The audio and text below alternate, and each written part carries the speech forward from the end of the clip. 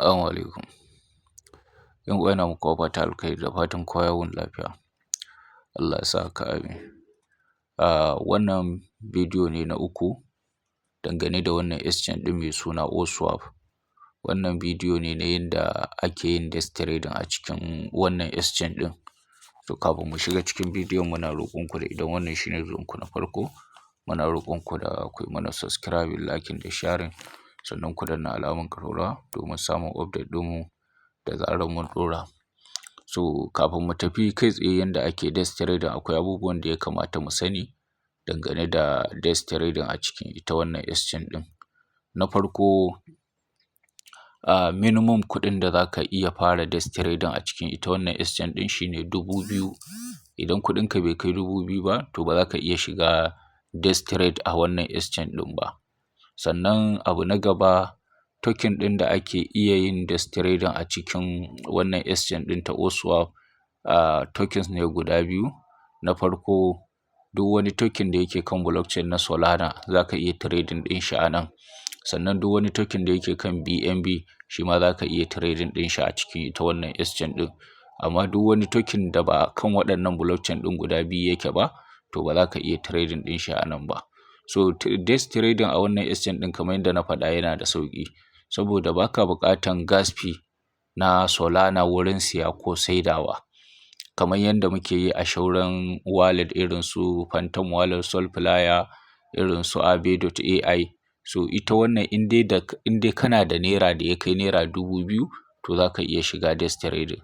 In ka siya, in ka tashi saidawa ba ka buƙatan gas fee. Yauwa da naira za ka siya, in ka saida coins ɗin ma naira za a ba ka. So wannan shi ne. Sannan kamar yadda na faɗa, wannan trading ɗin na dex idan baka iya shi ba ko kuma tun a baya baka koye shi ba, so za dai ka iya kallon bidiyon domin ka ga yanda ake yi. Amma dai ban ba ka shawara ka je ka shiga dex trading saboda yana da abubuwa da yawa da ya kamata mutum ya sani kafin a ce ya fara. So kusan waɗanda muka yi VIP class namu wanda muka koyar da yanda ake dex trading, so ko da ma akwai waɗanda za su shiga, so waɗannan ne nake tunanin su ne za su iya shiga saboda akwai abubuwa da suka koya na yanda mutum zai je ya yi bincike akan token ɗin da yake so ya trading. So wannan shi ne. So da farko ga mu a cikin OSwap. Kamar yadda na faɗa sai kana da 2000 kafin ka iya trading a cikin wannan exchange ɗin kamar yadda muke gani ga shi nan.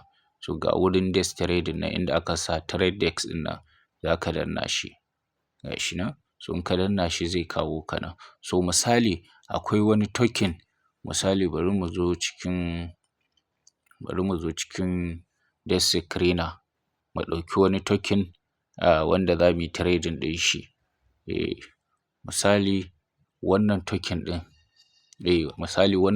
ɗin ka yi analysis a kan shi, kana so ka shiga dex, kana so ka yi trading ɗin shi a dex.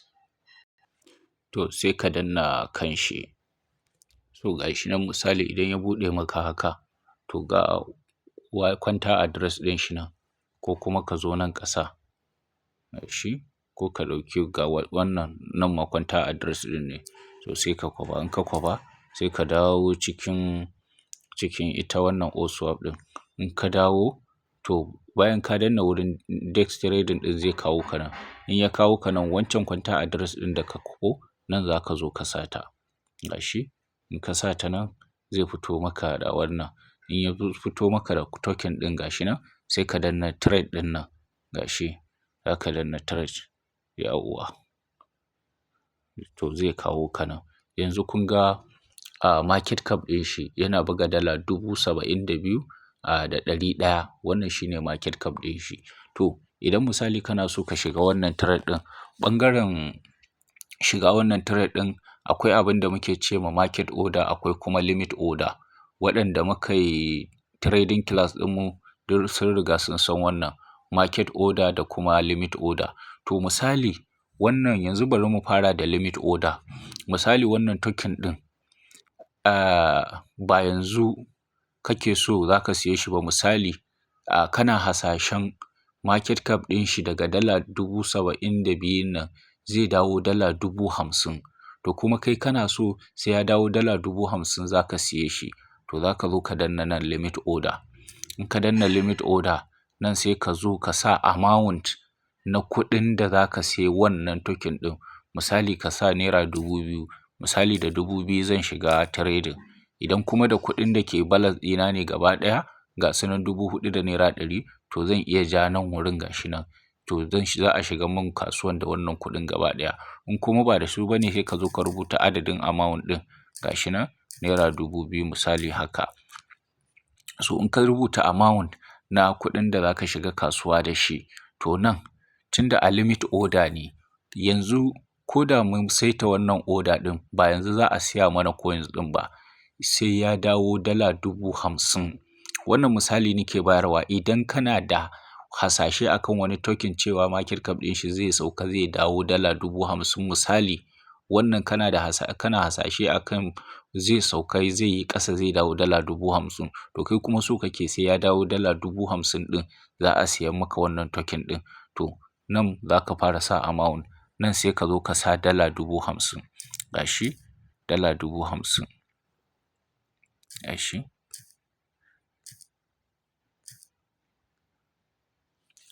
Za ka sa dala 50,000 ga shi nan. So bayan ka sa dala 50,000, sannan wani abun burgewa da ita wannan exchange ɗin take da shi a ɓangaren abin da ya shafi wannan desk trading ɗin, shine wannan limit order da market order ɗin nan. Kuma wannan limit order ɗin kamar yadda na yi bayani yanzu, in kana hasashen farashin token ɗin zai sauka, market cap ɗin shi zai dawo daga dala 72,000 zuwa 50,000. Idan ka sa, to akwai abin da kuma take da shi wanda ake ce ma TPS and SL ɗin nan. TPS shine take profit, SL ɗin nan kuma shine stop loss.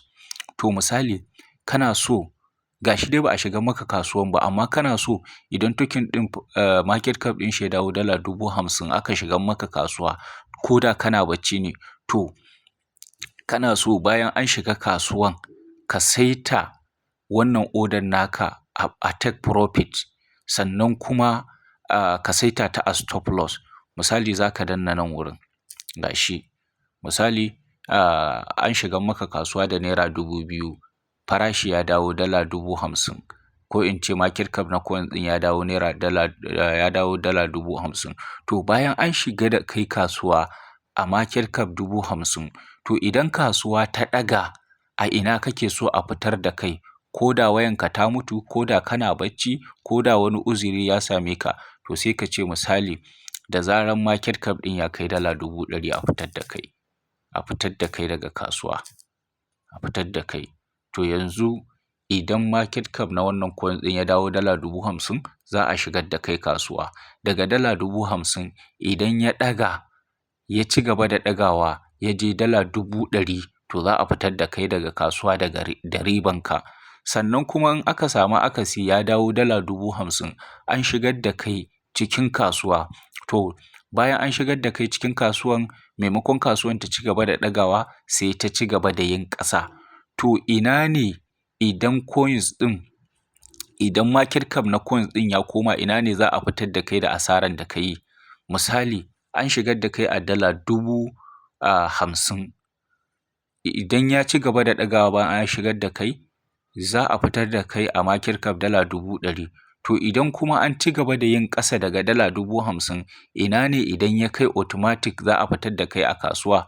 Sai ka sa misali, sai mu ce dala 30,000 ga shi, mun gani dala 30,000. Yawwa, ina so mu tsaya mu fahimci abin. Yanzu ga kasuwa na tana limit order, kuɗin da zan shiga da shi kasuwa naira 2,000, sannan market target ɗina da nake so a shigar da ni kasuwa sai market cap na coin ɗin ya dawo dala 50,000. Sannan an shigar da ni kasuwa idan token ɗin ya ci gaba da ɗagawa, da zaran market cap na coin ɗin ya kai dala 100,000, to a fitar da ni daga kasuwa tare da riba na. Idan kuma bayan an shigar da ni a dala 50,000, token ɗin ya ci gaba da yin ƙasa, to da an zo dala 30,000 a fitar da ni.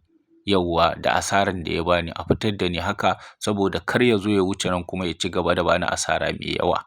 kun gani? To bayan duk ka saita wannan sai ka zo ka danna buy kogi ɗin nan sai ka danna shi haka, sai ka danna create, ga shi create, ga shi nan, yawwa.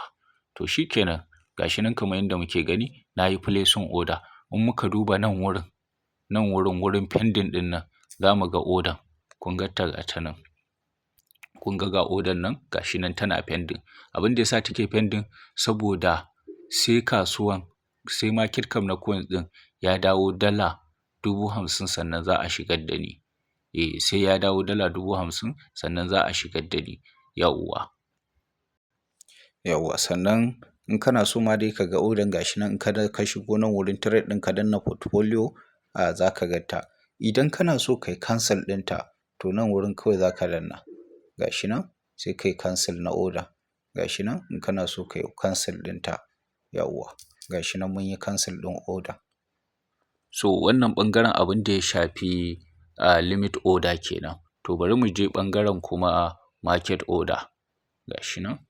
Bari mu dawo ɓangaren market order,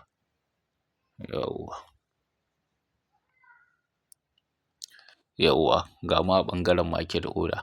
Yanzu in muka duba market cap na token ɗin ya dawo dala 66,000 daga dala 72,000. To market order ga shi nan, ga inda market order take nan. To yanzu misali muna so a shigar da mu wannan token ɗin. Shi market order kamar yadda muka sani, shi abu ne wanda yanzun nan take za a shigar da kai a kasuwa, ba wani jiran wai sai token ya sauko ko kaza. Dama in dai ka shiga kasuwa ka bar ta a market order to yanzun nan kake so a siya maka coins ɗin, ga shi nan. So misali wannan token ɗin misali muna so mu shige shi yanzu kuma da naira 2,000 za mu shiga, ga shi nan. Za mu shiga kasuwa da naira 2,000 misali haka. Zan shiga da naira 2,000. To idan ina so zan saita mashi shi ma take profit da stop loss. Zan iya saita mai take profit da kuma stop loss, ga shi nan. Ga shi TP and /SL ɗin nan shine take profit and stop loss kenan. To idan kuma ba na so to kawai zan iya danna nan kawai in siye shi kai tsaye. Amma idan zan saita mashi wannan yanzun nan zan iya saita mashi.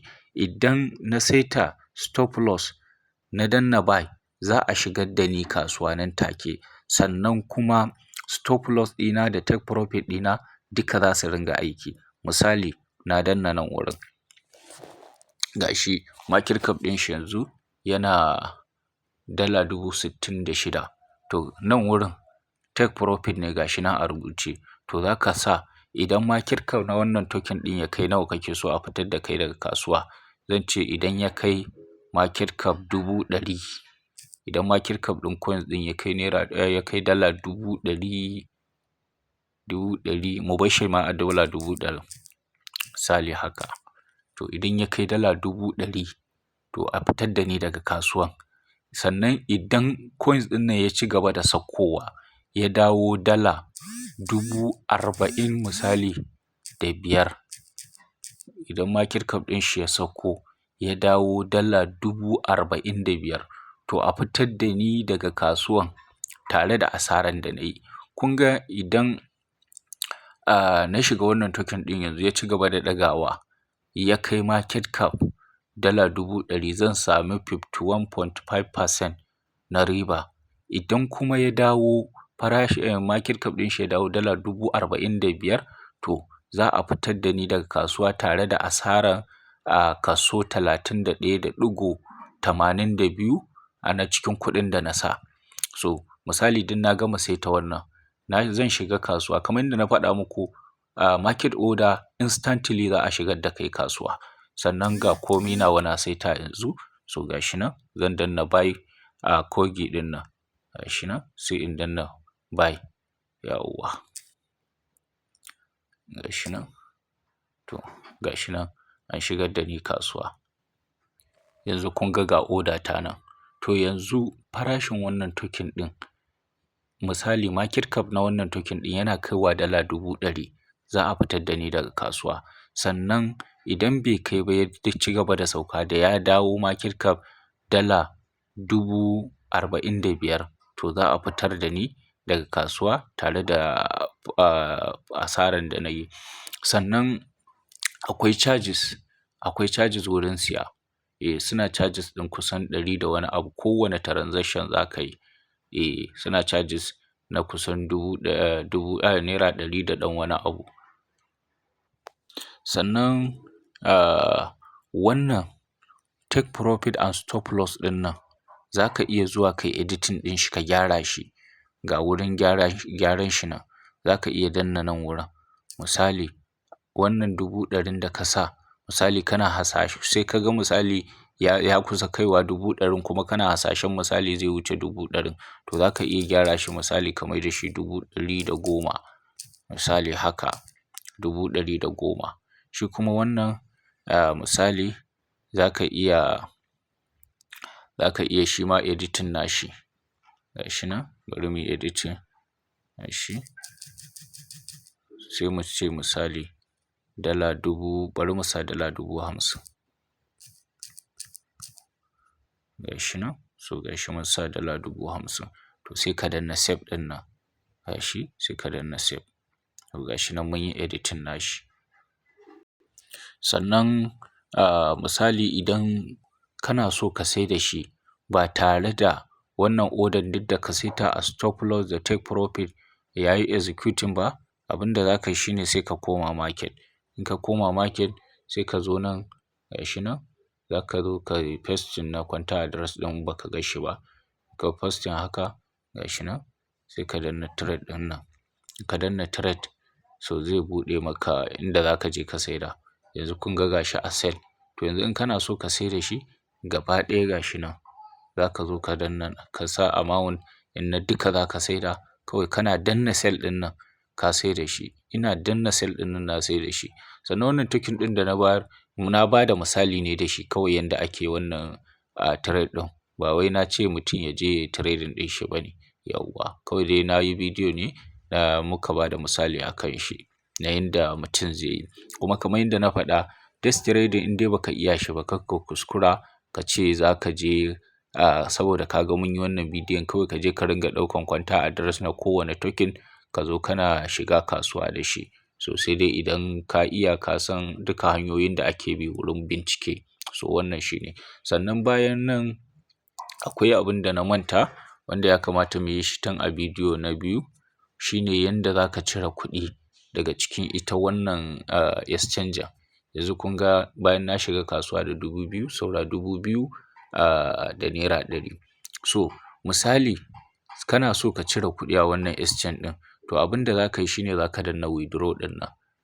Misali ka je ka yi trading ne ka samu riba ko kuma wani dai abu dai kana dai da kuɗi a nan kana so ka cire shi zuwa bankinka. To abin da za ka yi shi ne za ka zo ka danna withdraw. Ga shi nan, in ka danna withdraw, so ga shi nan minimum kuɗin da za ka iya cirewa shi ne naira 1,000. In kuɗin bai kai 1,000 ba to ba za ka iya cirewa ba. To ni zan cire 2,000 kuma a ko da yaushe za ka ringa barin naira 100 saboda charges. Yauwa kuma charges shi ma naira 100 ne. To zan cire 2,000 nan misali da ya rage a ciki. Ga shi zan sa 2,000. Zan sa 2,000 zan bar naira 100. So nan za ka zo ka zaɓi bankin da kake so. Dama mun nuna da yanda ake sa banki. Ga bankuna na nan da na ɗora. So zan ce a tura mun wannan 2,000 ɗin a kuda na. Ga shi nan zan danna kan kuda. Bayan na danna kan kuda zan danna withdraw pounds ɗin nan. Ga shi nan. Yauwa. Ga shi. To ga shi nan. So kuɗin ga shi nan ya tafi. To yanzun nan instantly kuɗin zai shiga banki na. Bari ku gani. Ga shi nan kuda har sun yi alerting ɗina kuɗin ya shigo. Kun ga su ga shi nan 2,000. So kana cire kuɗi nan da nan ba wani ɓata lokaci. Within seconds kuɗin zai shiga. So wannan shi ne. Bari mu yi refreshing za ku ga kuɗin ya fita. Kun gani? Sun cire charges na naira 100 yanzu banda komai a cikin ita wannan exchanger. To wannan shi ne yanda ake cire kuɗi a ciki. In sha Allah. Allah ya bamu sa'a.